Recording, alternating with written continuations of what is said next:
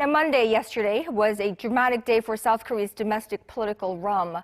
Just a few hours after the floor leaders of the three main parties announced that the National Assembly had been normalized following an over 2-month impasse, the main opposition party rejected the deal, which it initially had agreed to.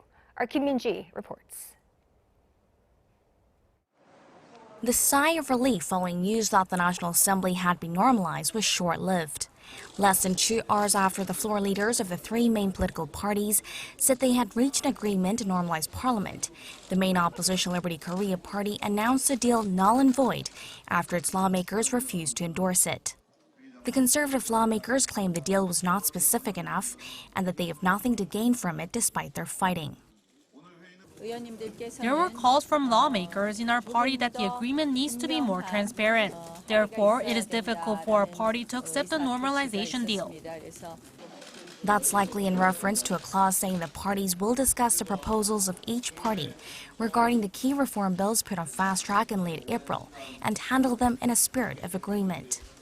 Those bills include one electoral reform and another to establish an independent body to probe high-level government officials. The fast-track move triggered the deadlock in the first place after the ruling Democratic Party and minor opposition bloc pushed ahead with it despite strong resistance from the main opposition. The Liberty Korea party has been calling for the move to be nullified altogether. With that, they skipped a plenary session where the Prime Minister gave a speech on the government's multi-billion-dollar extra budget bill. From now on, the party says they will selectively take part in legislative affairs that impact people's lives and right to know, such as confirmation hearings, as well as in committees that will deal with urgent pending issues. But with the impasse likely to persist, it casts a dark cloud over the overall June parliamentary session.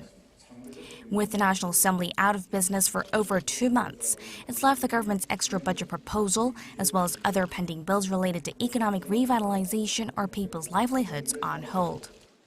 While the ruling and minor opposition parties are seeking to push ahead with deliberations of the extra budget bill, it's expected to be tough, especially in parliamentary committees headed by the main opposition.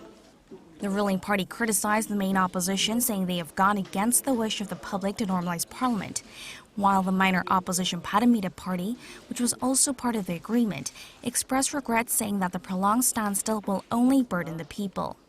With everything back to square one, it appears the parties will have to return to their respective drawing boards in hopes of finding another breakthrough that satisfies all parties. Kim Min-ji, Arirang News.